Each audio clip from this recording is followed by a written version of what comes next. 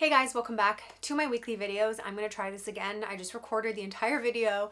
Took me quite a long time and it was not recording, so okay, so for this message for today, I'm going to talk really fast because I have a lot of points that I want to cover. This is like a lighter video today compared to a lot of the videos that I have done before. This, I would say, is more of a video that is for us extremely blessed, privileged people who have internet and who are in a safe home right now and who have not, and whose health has not been compromised. So this is a lighter video. This is just some tips and tricks with how I have been handling quarantine, self-isolation, this pandemic, whatever it is that you would like to call it. And you can apply some of these things if you'd like to, or in the way that suits you best. Or maybe you'll just get some inspiration in general from it. Okay, so before I jump into it, I just wanted to make a statement that the things that I'm about to list are not meant to be distractions. They're not meant to distract us from what's going on or our feelings. Because right now, because so many of our distractions have been removed, I think a lot of people have been feeling a lot more just in general. I think that we have been more in touch with our feelings because we don't have as many distractions. We are more so kind of forced to face ourselves right now. And I think that that is awesome, even though it is uncomfortable and it's painful, but it is a huge step in the right direction to be able to slow down and have things surface. And even to just recognize, that is a huge step to be able to recognize that something is wrong, as opposed to burying it and being in denial that there's anything there in the first place.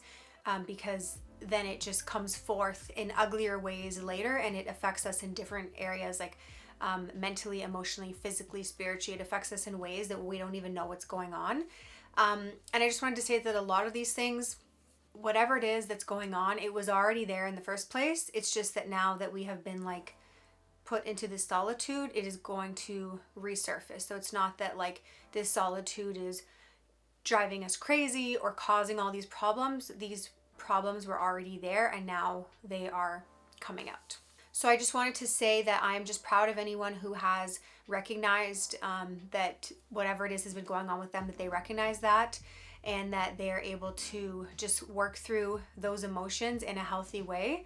I am not going to get into that in this video, but maybe I can do a video on that next week, or like send me a DM if you want me to do a video on that for next week. Okay, and the other thing I wanted to quickly say is with the feelings of disappointment. Again, for those of us who are extremely blessed and privileged, we have had a lot of disappointments with traveling, with weddings, with different things being canceled, and graduations. And I just wanted to take a moment to say that it is okay to be disappointed and to kind of just allow that feeling. Because a lot of the times we just think, oh, okay, well, I can't complain because there are other people that have it way worse. But regardless, like, our feelings are still valid. So I think it's just important to not try to rush and brush off those feelings of deep disappointment and just accept that it does suck and it is disappointing and it's okay to be disappointed. It is okay. I'm just going to quickly say, because you guys already know this, that for me, the number one and most important thing during this time is soul searching, reflecting, using this time as refinement to really put things into perspective and put our relationship into perspective, our careers into perspective, soul searching in general, like seeking something greater than ourselves, etc. Like, you guys already know that to me is the number one most important thing during this time. But here are some more like fun and lighter tips, I guess, and different things that I have been enjoying during this time. Okay, so one of the first things is creating a schedule. I just find it so helpful to write out a schedule for the day, making a time of when you're going to go to sleep, when you're going to wake up. You can obviously be flexible with it, but just giving a rough idea, and then different times throughout the day when you are going to do things. Especially for people that are not working, you're going to have a lot more free time on your hands, and it might be very important to have structure. I personally go a little bit crazy if I don't have any structure at all. So what you can do is you can list different points of the day of what you are going to do. So maybe it's 11 o'clock, you're going to work out. 3 o'clock, you're going to work on your website for an hour. 5 o'clock, you're going to try baking something new. 7 o'clock, you're going to reflect with your journal. Another way that you could do this, I really like the way that my friend has been doing this. Again, this is not like revolutionary or anything, but I like this idea, is that basically, so we have generally like 15 hours throughout the day. So let's just say if you choose like 5 hours that you're going to get things done, not even consistently in a row, but let's just say like 1 hour self-reflection and journaling, 1 hour exercise, 1 hour learning a language, 1 hour practicing a new skill, 1 hour baking, for an example. That's 5 hours out of 15 hours, and the rest of the 10 hours you still have. Another thing is becoming self-sufficient. Whatever it is that we normally would have to go out and have an appointment for, if we are able to, depending on what it is, we can learn so much just by Googling and YouTubing things. Again, we're the generation of information. And even little things like finding ways to do your nails yourself. Maybe you want to change your tire yourself, whatever it is. I'm not going to go into a bunch of different examples, but that is like a project in itself to become more self-sufficient in all of these areas. And then you can save money in the future if you learn how to do these things on your own. And I feel like it's a confidence booster when we realize that I think we rely so much on other services, and then when we're forced to figure things out for ourselves, I think that it's a huge confidence booster to say like, I actually can do this by myself. I can learn. Another one, which is super basic, is decluttering. We all have things that we can declutter, whether it is our closet or just like bins and baskets and whatever it is in our room. Maybe if you're in your family's home, you have different areas of your house that you can help them declutter as well. It's a great project, and I am super into having a clean environment. I truly believe that it affects us mentally. Personally, for me, I feel that my brain is much more scattered if I'm in a messy environment where I can visually see clutter. I just think that it really helps bring mental clarity as well. Another one is doing those annoying tasks that we never want to do. You know, those like to-do lists, like, I don't know, whatever it is, like doing taxes or just those things that we never want to do. Making a list of those annoying things that we need to do and then slowly working through it. Maybe you want to delegate like one task a week or one task every couple of days, whatever it is. Another big one that's super important is connecting with other people. So just checking up on our friends and family, sending text messages to them, making sure that they're okay, and setting up Zoom meetings. So I'll like sometimes text a friend and say, hey, do you want to grab a coffee over Zoom? Do you want to grab a coffee over FaceTime? And I think what's really important is sharing with other people what our needs are during this time, because a lot of us can be feeling uneasy or anxious or feeling stir crazy, and it's really important to reach out to those people that we trust and tell them like, hey, I'm going kind of crazy here, like, can we talk on the phone? Another thing is taking the initiative to do that for other people. A lot of people don't feel comfortable reaching out and saying, hey, I'm struggling right now. So I think that doing that for others, reaching out and saying, hey, is everything okay? How are you holding up during this time? What is something that you need more than anything right now? How can I support you? How can I be there for you? Do you want to talk on the phone? What's going on? Something that really helps me as well, especially if you're alone, is talking out loud, talking to yourself. My whole life, I never talked out loud. I never talked to myself. Well, I talked out loud, but I didn't talk to myself. And the last couple of years, I started just talking out loud constantly, generally if I'm alone, and also just like praying out loud and just like talking out loud and talking to God all day, walking around, talking just in general.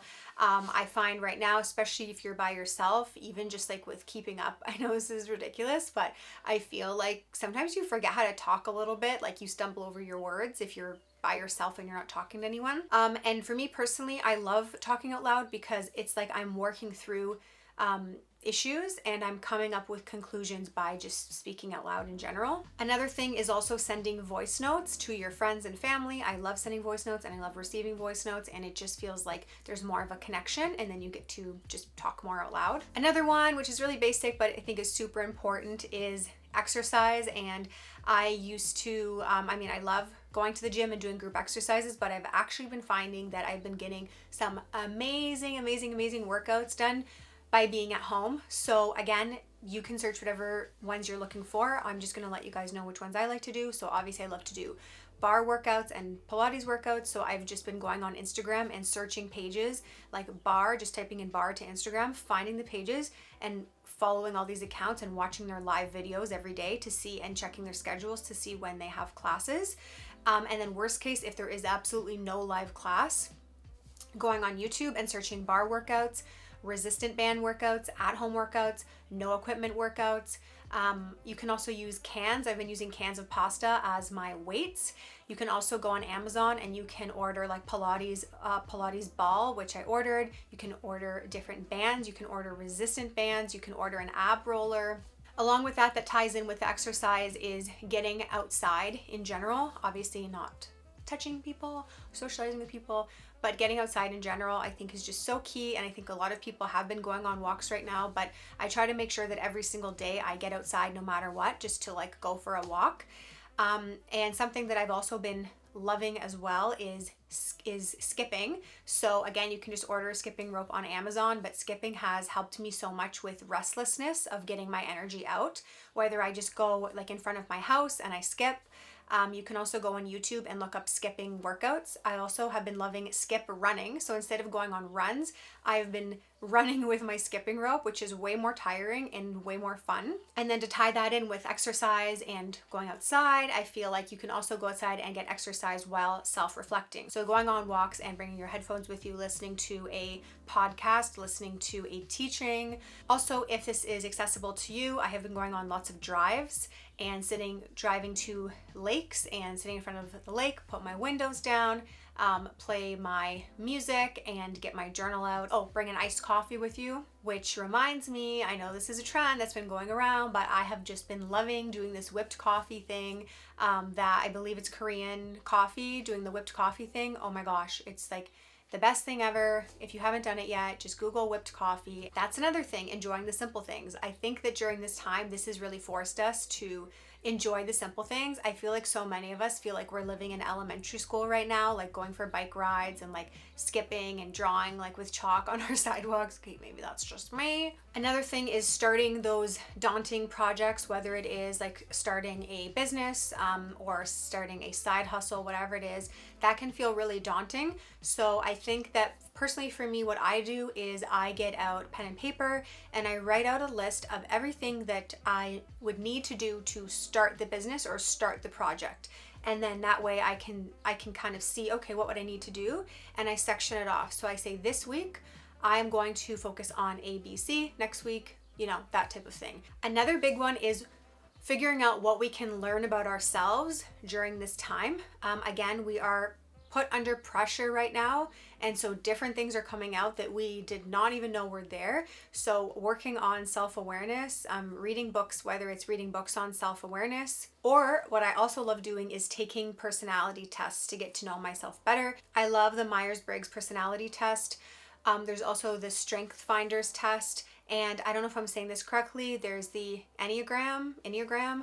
I just took that the other day. But anyways, currently I still love the Myers-Briggs one, but I haven't like really delved into the Enneagram thing yet. But during this time, I think that's so important to not to condemn ourselves and be critical of ourselves, but to be hyper aware of how we are reacting to certain things, especially whether we're by ourselves or we can be in close quarters to family and we're reacting in different ways. And that teaches us something about ourselves.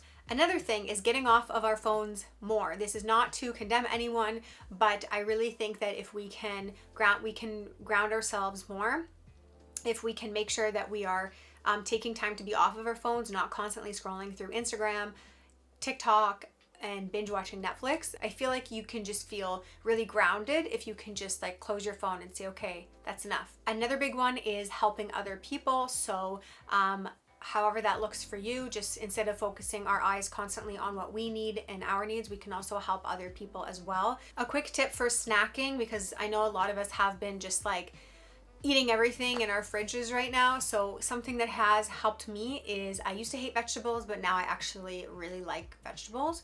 So literally just cutting up like a mountain of vegetables, and that is the snack. So hungry in between meals, vegetables. And something that's kind of tied into that as well is just getting our health in check in general, if it's accessible to you, to kind of like reevaluate diet and not dieting, but just like as a lifestyle in general. I think another big thing is just the mentality in general, getting into the mindset that this is currently the new norm, and without having that mindset that like I can't wait for this to be over, I can't wait to do this, that, and whatever. Instead of focusing on that, knowing that yes, that is something to look forward to, and just how much more you're going to appreciate seeing your friends and going to the mall and going to coffee shops and traveling. But also at this time, just accepting that, okay, for now, this is my new norm and I am going to make the best out of it. Which brings me to another point, which is using this opportunity to create ourselves into the best version of ourselves. No pressure, like actually no pressure. When would we be given this type of opportunity to really pause and to like, you know, work on all these things that we wanted to work on that we've been putting off? And most importantly, I think working on ourselves. Make yourself the person that you are looking for. Okay, so with that being said, one of the last things that I wanted to say is that this is a time for creativity, for innovation. This is a time for refinement, for soul searching. And the last thing I have to add to it is that, once again, even though I said this in the beginning of the video, this is not a list of things to do to distract ourselves. That's like an individual thing that we can only answer on our own if we are distracting ourselves from our feelings. It is a balance. I have been finding new projects to work on and things that I need to do, but at the same time, when I start to notice that I am doing all of these things and I'm not really feeling, or that my relationship with God is not number one, then that's when I'm like, okay, I need to stop scrolling through Instagram. I need to even stop working on a project for a little bit. I need to maybe skip that workout, whatever it is. I need to focus on that first and be aware of what's going on internally as opposed to distracting myself. So that's all that I wanted to say in this video. I'm praying for anyone who is watching this video. If you found it helpful or inspiring or something in some way, definitely share it with someone else. And I am really excited for everyone for how we're going to come out on the other side. Again, even if it's something as simple as recognizing something within ourselves that we need to work on. But yeah, it is a exciting, refining, soul-searching time, and it is unlike any other time we've ever experienced.